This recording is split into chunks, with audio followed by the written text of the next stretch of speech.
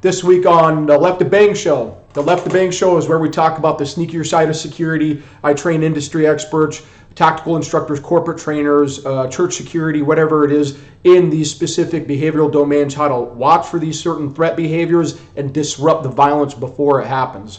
This show is sponsored by the Safe Instructor Program, which is a program that teaches our community members how to not only learn these skills, but instruct them into our communities, houses of worship, organizations, that we can get that left to bang mindset way out there in our places of business, in our schools, in our homes, and all over the place. So that's what we do here.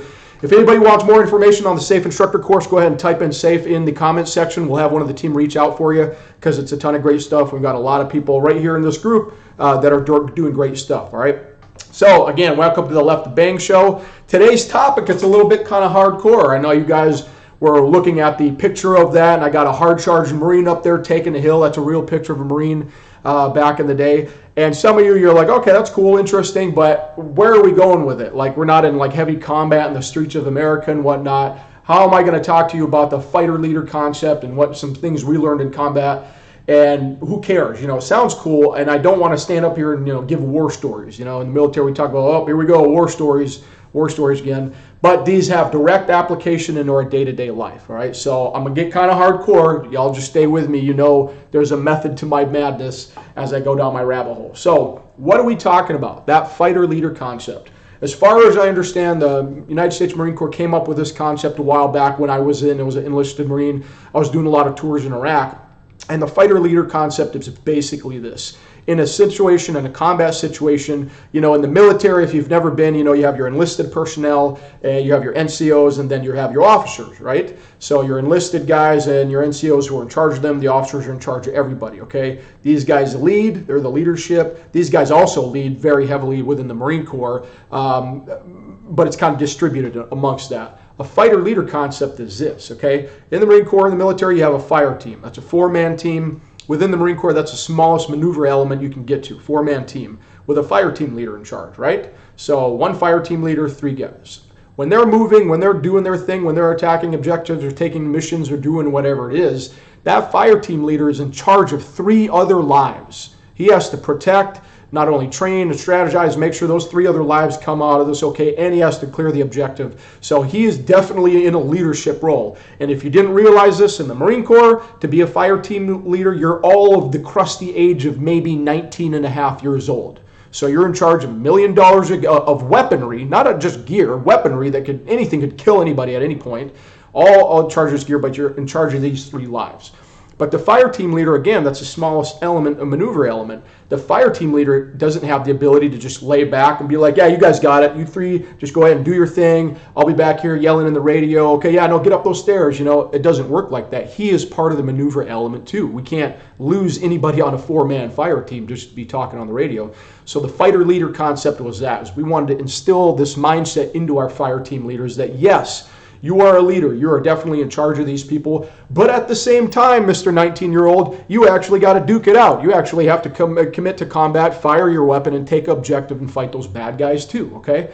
So that's the fighter leader concept. It's not you're just laying in the back directing people. You're not up there just hooking and jabbing. You have to have a balance of both, all right? And again, 19 and a half years old, 19 years old, this is what you're doing. So I just love all the, Marines eating crayons and dumb grunt type of things. And maybe a long time ago that was true, but your modern day infantryman of 19 years old has to know a lot of stuff and be able to perform very well in those situations. So that's where we came up with that fighter leader concept. And so what am I talking about? Is anybody rushing hills and taking fire teams? No, we're not doing that. But I want to take that really cool concept that really did great things out there for our leadership and apply it to our everyday. Let's talk about having that fighter leader concept in our everyday interactions.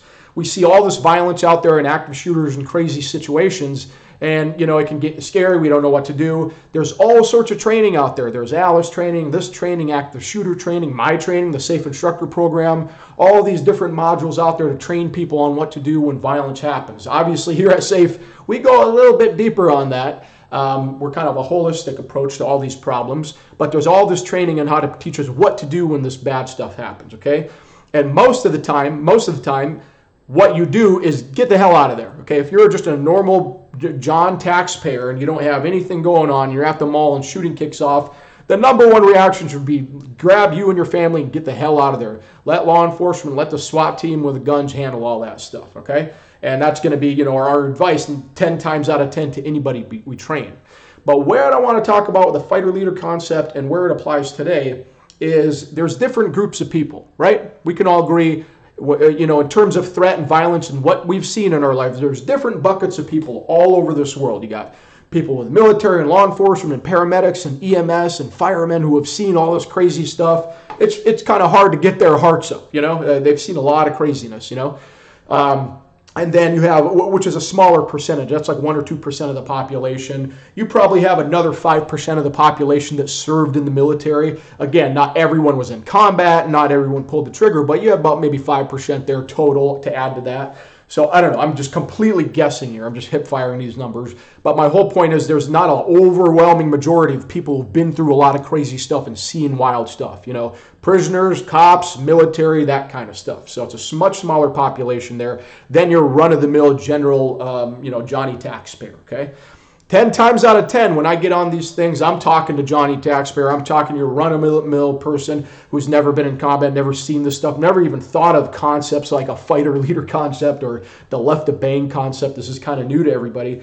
And so what I want to do is talk to that smaller group of people here. We want to tell everybody else, get to safety, get your family, and get the heck out there. Don't be a hero. Don't go after someone. And that's very true. But I want to address that smaller layer of people out there, because there's a lot of people with great background in these violent, kind of crazy situations. All these people I mentioned, firemen and this, that, and the other thing.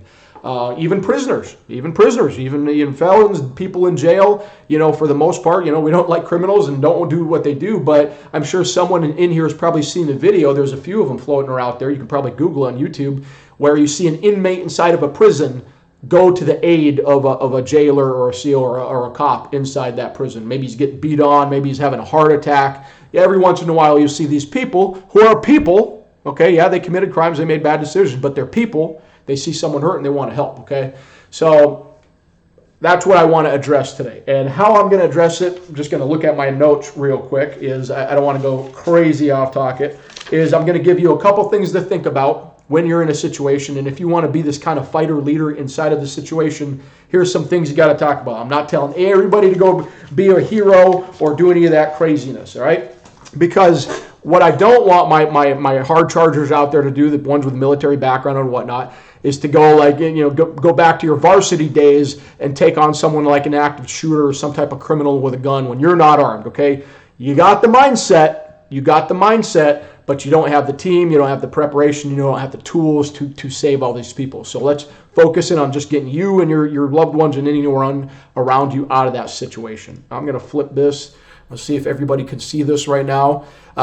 We have all probably seen this guy in the news, and I've talked about him before. I love this guy, man. If I could have a mandate with anybody in the world, it'd be this guy. This gentleman was a member of the SAS, and he went into a Kenya mall attack back in the day, Nairobi, and just did work. This guy happened to be an area they were deployed to, Nairobi, Africa area. He was working for AFRICOM, I think. He happened to have his gear. They were doing a training session, and he was picking up logistics and supplies, and this thing kicked off in Nairobi, and people start dying. We probably heard this story where this guy just went. Most people are running for their lives. You have 5 or 6, 7 well-armed terrorists with AKs and hand grenades, and everyone's running for the hills. And what does this do? This guy runs away from the mall, only to run to his vehicle to throw his gear on and run back towards the sounds of battle. Okay, they don't make a lot of people like this, man. This guy's awesome. But I'm showing you a specific picture here. Okay, you've probably all seen the picture where he's booting the door and he's doing this. I want to show you this. And there's a lot of other pictures out there of him like directing people and grabbing someone and helping the wounded, evacuating people. And we're probably never going to see the actual footage and whatnot of this dude straight murking dudes inside the mall. Well, you see all the nice, cute pictures outside the mall, and everyone's like, "Whoa, this guy's a hero." I'd love to see some pictures inside that mall because it was probably colorful. So this guy did work. But why do I want to show you this picture is what's he doing right now. He's already been in there. He's already actively killed terrorists. Lit these guys up. They were throwing hand grenades on him. He just kept shooting and killing them. This is right after that. He is flip mode, and he's pulling this woman by her hand, escorting her to safety. He's got his kind of shoulder up ready. He's got his weapon ready to go if he has to, and he's escorting her safety, okay? Everyone gets amped up. My males, I know some of my hard-charging males in here, everyone wants to be this guy. Everyone did their time in the military, and everyone would just absolutely love to be this guy, all right? But here's the thing. You're not this guy. You're not that guy, bro. You're not that guy. You may have been a while back, maybe when you were 19 years old, like me when I was a fire team leader, maybe. But you're not that guy. Not necessarily the mindset. We got some hardcore people out there. But his gear, his weaponry, his support, okay? Before he threw on all his gear, I guarantee you, I bet that what that dude was doing was getting on a radio or a sat phone or he was contacting every friend he had with a gun, okay? So while he's throwing the stuff on, every one of his homeboys, everyone in this task force or this unit, the squadron's coming running, and they got guns too. You're not that guy. You don't have the backup. You might have law enforcement coming in. Let's say you are armed and you're doing something. You might have law enforcement, but you got to deconflict with them. They might think you're the shooter, okay? So be real careful if you want to get hit in hero mode, because this person has a support, So I wanted to show you this guy and talk about him. Awesome stuff. But having said that, so I'm not telling anyone to go rush that shooter. There's a lot more things we can do in these crazy situations to help people quickly, all right? So let me take a break. Let me see some comments in here. Deborah, General Hal Moore, absolutely. Very good book. Deborah, can you drop the name of that book? It's been years, but I read General Hal Moore's book. If anybody doesn't know, he wasn't the founder of Delta Force. He was one of the big wigs, I believe. Charlie Beckwith was the founder. But Deborah, if you want to, go ahead and drop that name in there. All right. 9 to me. Good. Yeah, you have to deal. Yeah, okay. We were soldiers. Thank you, Deborah. That was it. Yeah, very good book. Very strong man in his faith, not only in his mindset and his patriotism and his faith. Very well done. Good go. All right. So having said that, so you're not that guy. You don't have an AR. You don't have body armor and plate carriers and whatnot, okay? So what can we do? All right, so before we get into that, there's a couple things I want to talk about, some things you need to understand that are going to be happening around you. If it pops off, shooting, bombing, fire, what it is, okay? The first thing you need to do is assess your situation, assess your safety and the people you brought with you, okay? Your loved ones, your friends, your family, whoever is in that hypothetical situation with, and you need to get the hell out of there. You need to grab them and do what you got to do to get to safety, get them out to safety, all right? Now, and then once your family and other people, if you decide you want to go help more people, you need to secure them. So once they're secured, now we can maybe come up with a plan. And when I say secured, let's say it's a mall shooting, okay? Let's say it's a mall shooting. I'm not saying escort your family outside the perimeter of the mall. That doesn't work for me. That doesn't work for me. I'm saying secured by they're in the car, on the highway, driving away, physically gone, everyone's gone, okay? At that point, you need to internally ask yourself, with my background, what am I going to do here? What can I do to help people right now, okay? If you're not armed and you're not that SAS guy, it's probably not going to go take out that shooter, okay? But what can you do to help people right now? So as long as you've assessed your situation, got the loved ones out of there, what can we do now, all right? Have I done anything everything I can move to remove the threat in my immediate area and then move along, okay? At this point, this is where you have to make a decision, all right? This is where we're going to put our big boy and big girl pants on right now. I'm not telling anybody to be a hero here. I'm not telling anybody to be a hero. But if you're mature enough to make this decision and you ever run into something, your family, your loved ones are secure, it's a decision point. What are you going to do? What are you willing to do to help the situation, okay? What can you do to help this situation, all right? Is it going in and evacuating people? Is it going in and pulling a wounded person out? Is it just seeing one wounded person 10 feet away from you? You just threw your family in there and you look over and there's someone, kind of hobbling and you're like, you know what? I got time to grab them. And you grab them, throw them in the family van and you cook them. If that's all you're going to do, that's all you're able to do, hey, good to go. That's it, okay? You don't have to do more than that. But you have to make a mature decision and go, what can I do right here and right now? There was a Dakota Meyer. If anybody ever listens to Dakota Meyer's account of his Medal of Honor, and he tells it, he told it on Joe Rogan. He told it, it's vivid and it's tough and it's very bad and it's a bad day. Okay, very visceral to listen to him. But he got back to the battlefield where his friends and the people he served with had been ambushed, and he got to this situation and he just saw bodies on the ground. And all he could come up with is like, I just got to start grabbing my guys. and he was grabbing dead bodies. There's no one to help, grabbing them and pulling them back, And in his head at that moment, that's all he could do to help the situation. So very visceral. All right, so now that we've assessed, you got to make up, what are you going to do? Pull people on. Usually it's evacuation, all right? So some things to think about when you're in these situations. You've got your people out of there. You're trying to figure out, what can I do to help this situation right now? How can I be that fighter leader in here? And you have to understand that if odds are, I try not to speak in absolutes, but odds are 99% of the population around you is going to be completely unaware of their surroundings. They're just going to be not aware. They're going to be just checked out, and you're going to be looking around at everybody with these big blank faces on as they're watching violence unfold and not going to be doing anything. You have to hit the I believe button on that. My safe instructors, I know we got here people in here commenting. I know my safe instructors, I beat you over the head with denial, but that's one of the biggest killers out there, okay? Just know people are not going to be in their right mind. So if you're looking at someone and you're going, hey, get on the phone, call 911, odds are if they just give you vapor lock, there's not much happening in there. Their brain's still trying to catch up with the violence. Their brain's trying to catch up with the situation they just witnessed, and you're talking to them, trying to tell them to do something. All they're hearing is Charlie Brown. It's like, wah, wah, wah, So you're going to see 99% of the crowd is going to be like that, all right? And here's the thing. If you just flipped into that fighter leader mode, and you're looking around, and you see a lot of blank faces, and maybe you might find yourself looking around like, oh my God, who's going to help? Where are the cops? Who's an authority figure? Guess what? If you're looking around for that someone to help, you're probably the only one there able to help at that point. If you've played poker, we've all heard that term before. If you're sitting at a poker table and you're looking around the table looking for the sucker and you just can't find the sucker, guess what, friendo? You're the sucker, okay? Same thing in this scenario. If your brain catches up and starts making good decisions, emergency planning decisions, evacuating people, odds are you're probably going to be the only one there, right? So if you are the only one there, you need to snap it out. You need these people to snap out of it, okay? If you're looking around, you're going, damn, today I'm the sucker, okay? I need you to start getting loud, keep an even tone, but get real loud and start directing people, okay? Pointing in their face, knife handing them, get loud and getting people moving. I don't even care what you say to people, get their asses moving. If you have to put your hands on them, okay, go right ahead.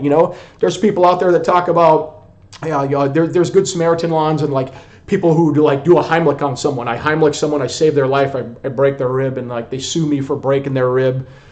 I'm going to jail probably for getting sued 10 times over because I'm tossing people off a second-story building. I'll be honest with you. 2 stories, 20 feet, as long as you're not of age or your kid, you're probably going to survive that. Probably going to break your leg, ankles, but at the end of the day, not my problem. I just saved you from a bullet.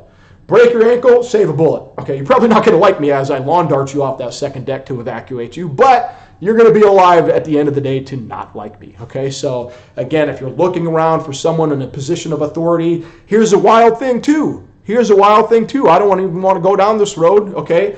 But I'll speak to my, fire and EMS and law enforcement specifically. Sometimes you might be in a kickoff wild situation. And you look around for it and you see someone dressed up in the position of authority. They got a badge on, they got the uniform, they got the vest, they got a gun, they got everything. You see them in the crowd and you go, oh, cool, okay, cool. Homeboys got it. They got it, this going on. They're going to take everything, okay?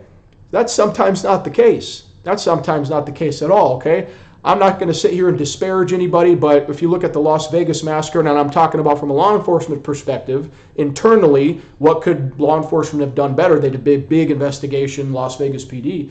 But you had incidents of the law enforcement, the guys with the guns, the guys with the long rifles that were supposed to send into the sound towards the sounds of battle, not performing, shutting down. Is it their fault? No. Y'all know what I've been talking about, because in the Las Vegas massacre, what we were dealing with.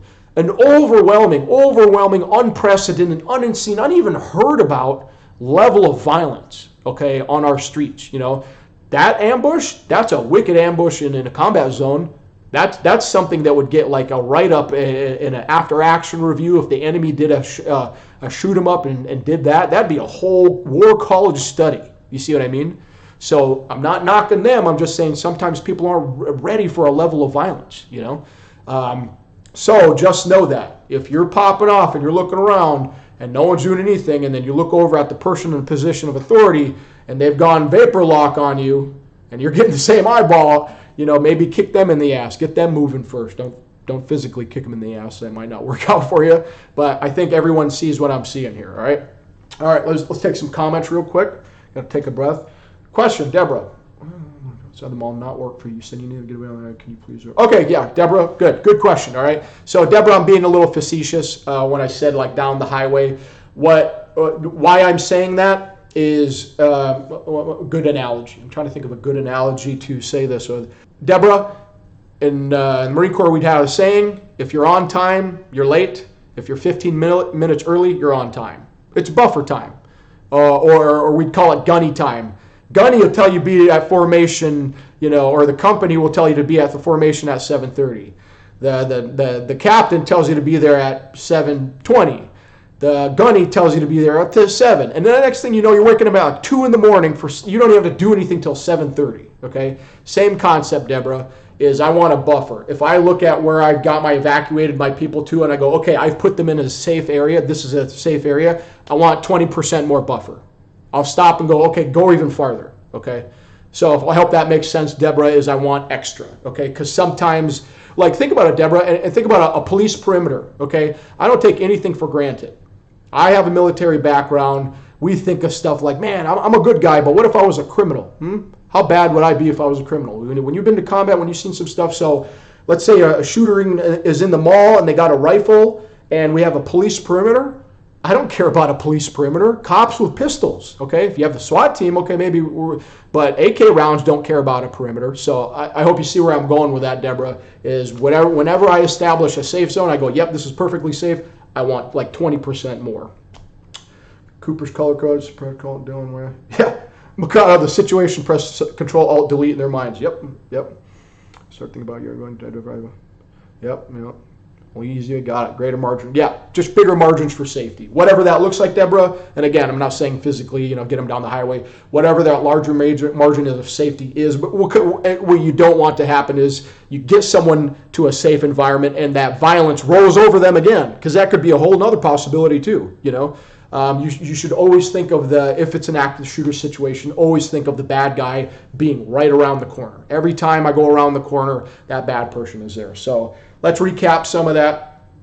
Violence is going to kick off, and for 99% of the population, you want to get yourself and your loved ones the heck out of there and do nothing more. Okay, we all want to be the SAS guy, but we ain't that guy on this day. Maybe a long time ago, but not on this day with a rifle and the body armor. Okay, so we're going to understand that. We're going to understand that most people are going to go into vapor lock, and if you're looking around the room and you just saw a lot of big guys start putting hands on people, grabbing them, kicking them in the ass, getting them moving, getting them doing something. I don't care what it is. The 70% solution right now is better than the 100% solution too late in my head. So always do that.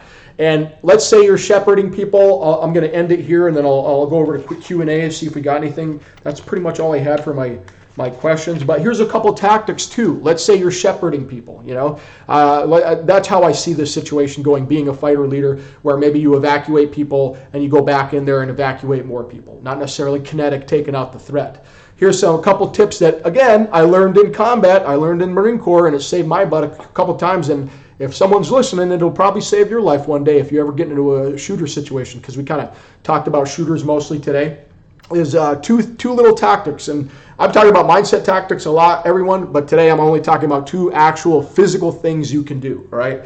If it's an active shooter situation or some type of violence waiting for us, we don't know where that violence is coming from. Let's say I got a bunch of you fighter leaders in here, just like all my safe instructors that are in here commenting. Let's say you're shepherding a group of people towards safety. Every time you turn that corner, if you don't know where the shooter is, you have to assume the shooter's literally waiting around the other corner, aimed in at your head, just waiting for you to pop that corner, and he's going to light you up. You have to take every corner like it is, okay, because you don't know where the shooter is. 2 things you can do if you're shepherding people or if you're by yourself or whatever. First one is a turkey peek, okay? This is such a simple thing. It saved my butt a million times. It's super effective, and it's super simple, okay? And it's kind of complicated. All right, I'll do this a couple times, all right, because y'all might not get it. I'm going to try to go to the edge of my screen here, okay? Yeah, that's good right here, okay. So if this is the wall, the edge of the screen is the wall, I'm going to back up so I'm all covered. No one's shooting me. Good. Sorry, I'm trying to get this right. So I'm completely covered if a shooter, and all I do is That's a little bit longer than I wanted. Let me try that again. That's it. It's a turkey peek. You literally can have your back up against the wall and go, oh, we're a second. Remember, the brain needs about a second to react, right? So hypothetically, let's say that person's around the other corner and they're aimed in at the spot where my head's going to pop out, okay? Generally in that area, okay? All I'm going to do is turkey peek. Boom. That's a quarter-second movement. It's going to take his brain to see me turkey peek, fire an electrical impulse to his trigger finger and pull that trigger, That takes time. What is it, half a second, whatever it is. So we're in his OODA loop. We're not giving him enough time to react. And now you just got a snapshot of that area. So definitely doing the turkey peek is a good one. Another one, this is one people don't talk about. A lot of people have heard turkey peek, but this is also another good one. I'm going to try to explain this using my thing right here. Okay. Again, this is a physical tactic, all right? Let's see if I can do this. I can do this live, everybody. I'm going to do it. We'll do it live, okay? All right, so everybody can see me here. So let's say this is my wall that I'm hiding at, okay? So right now I'm hiding on the wall. Okay, no one can see me. The shooter's on this side. He can't see me. This is my alleyway, my lane, or whatever it is over here. And this is where I'm trying to go. This is safety. This is the pot of gold on the other side. So I'm trying to get to this side. But I got this hallway, and he could shoot me, right? Okay? So most people, what are they going to do? They're going to go, oh, sorry, wrong wall. They're going to go to the edge of this wall, and I'm just kind of peeking out so you can see me. And they're going to be like, all right, here I go. And they're going to start running right here, okay? And they're going to start running, and then you get to those. Hopefully you make it. Hopefully you make it, okay? Well, what's a smarter thing to do? Understanding brain's reaction time and whatnot. Instead of starting at my corner right here, all you got to do is go 3 or 4 feet back, 4, 5, 6 feet. And all you're going to do is build up enough room for you to gain some steam to sprint, right? Okay? So instead of starting here, I'm starting 4 feet back here, and now I'm on a full-blown sprint by the time I'm clearing the thing. He's not going to have time. They're not going to have time to react. You're going to be off and running. You're going to be like Forrest Gump out there just going for that touchdown before they can even react and pull the trigger. So just a couple concepts I want to talk about. I know we talked about the mindset. We talked about what people are going to be doing around you. We got to think about, what are you going to do? What's your decision going to be? Okay, I can sit here and talk about all this cool stuff. What's your decision going to be? And guess what, friendo? Not a good time to figure out when people are shooting at you. Okay, that maturity, that you have to sit down and think about, what am I willing to do here? Am I willing to just get me and my family, knowing people are getting shot or whatever, and not help them? That's, I'm going to save my family. Or, you know what? I'm going to do whatever I can to better this situation, to disrupt it. Again, to tie a bow on this, I'm not telling anybody to be a hero out there, okay? But there are people in our population, a lot of the people listening to me right now, that do have upper level skills. We might not be, taking people out from long shots and sniper shots and whatnot, but we can absolutely do something. 5%, 4%. 1%. Can we minimize death, violence, hurt, pain? 1%. If we can do that, that's a good day in my book. So just some kind of concept I want to talk about. I always loved that fighter leader concept in the Marine Corps, and it kind of went away. I just never heard about it again. But we can directly apply it to our everyday life if you're going to the mall or hanging out with school, whatever it is. All right. I'm going to go to comments right now. See what you guys got. But I'm also open to any comments, questions. This is an open Q&A before I shut it down, everybody. My SAFE instructor's in here. Give me about 30 minutes, and I'll be over there at 12 o'clock. Today we're going to talk about how to apply the behavioral training that I've given you, how to actually take your students from the classroom and apply these lessons of the behavioral domains in what we call a RUT, realistic urban training, okay? So this is now taking the theory and applying it with your students out there, and there's a lot of really cool things out there that can really make that light bulb go on when we're talking about these concepts, all right? So let's say we've got concepts, so we got here, okay? Yep.